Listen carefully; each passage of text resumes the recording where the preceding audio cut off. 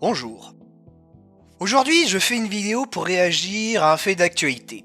Plus précisément à une déclaration que je trouve particulièrement navrante. Hier matin, lundi 20 février 2023, sur France Info, Jean-Noël Barrot, le ministre délégué au numérique, a commis une interview. À sa première intervention lors de cette interview, il dit de ChatGPT qu'il restitue parfois un peu maladroitement la somme astronomique d'informations qu'il a compilées sur Internet. Demandez-lui qui a gagné la dernière Coupe du Monde de football et vous serez pas déçus, parce qu'il vous répondra « la France ». Il dit plus loin, ChatGPT n'est qu'un perroquet approximatif. Alors donc oui, je suis catastrophé d'entendre de telles déclarations parce que vous savez, moi je suis pas ministre chargé du numérique, mais je sais très bien que ChatGPT travaille sur des bases de données d'il y a un an et que ChatGPT n'est pas connecté à Internet et qu'il n'est pas conçu pour traiter l'actualité. Et donc, en voie de conséquence, dans sa base de données, la dernière équipe à date, c'était bien la France. Je sais pas pour vous, mais je pense que vous ne plaignez pas que votre voiture ne sache pas voler, car elle n'est pas conçue pour cela. Et ben là c'est pareil. Mais Jean-Noël Barrot ne sait pas à quoi sert ChatGPT. Il ne le comprend pas et donc il raconte n'importe quoi. Et ça peut vous sembler anodin, mais pourtant c'est gravissime et c'est absolument symptomatique de la France que le ministre du numérique soit capable de raconter de telles conneries. La vérité, elle est simple, c'est qu'en France et plus généralement en Europe, nous sommes à présent incapables de produire quelque chose comme ChatGPT.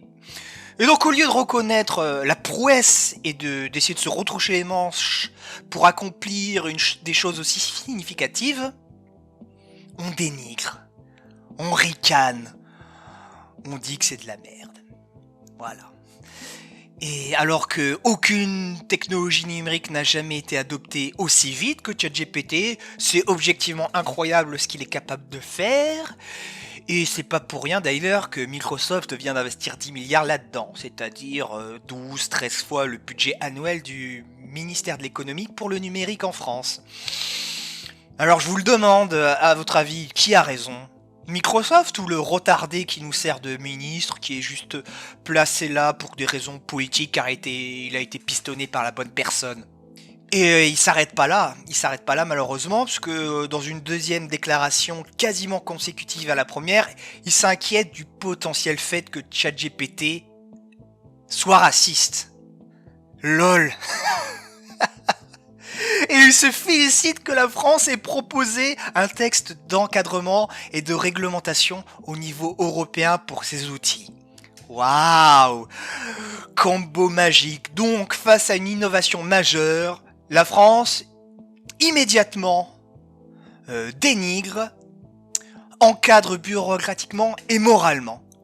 Et évidemment, notre classe politique tout entière, dans sa médiocrité absolue, va suivre ce mouvement délétère, et toute une partie du peuple avec elle, et la droite la première.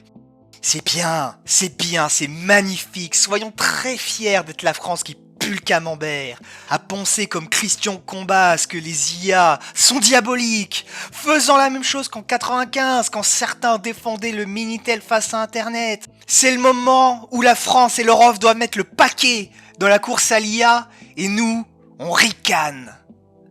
On a déjà raté la dernière grosse révolution informatique, et nous sommes en train de rater la nouvelle. Ils sont où les GAFA français et européens ? Tout va bien se passer, tout va bien se passer. Elles détruiront en effet beaucoup d'emplois, et nous, une fois de plus, nous serons trop idiots, trop fiers pour surfer là-dessus, et récupérer les emplois qui pourront émerger de ces innovations.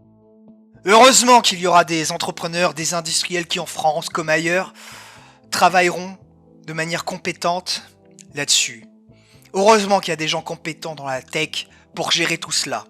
Ils le feront malgré le gouvernement, les institutions et les peuples médiocres, abrutis par leur existence moderne, qui dès que quelque chose marche, est jaloux, taxe, réglemente jusqu'à l'infini, jusqu'à ce que plus rien ne marche. Continuons à être cette France médiocre, cette gauche et cette droite qui n'arrivent plus à rien. Restons comme cela pendant encore 1000 ans. Moi personnellement j'en ai marre.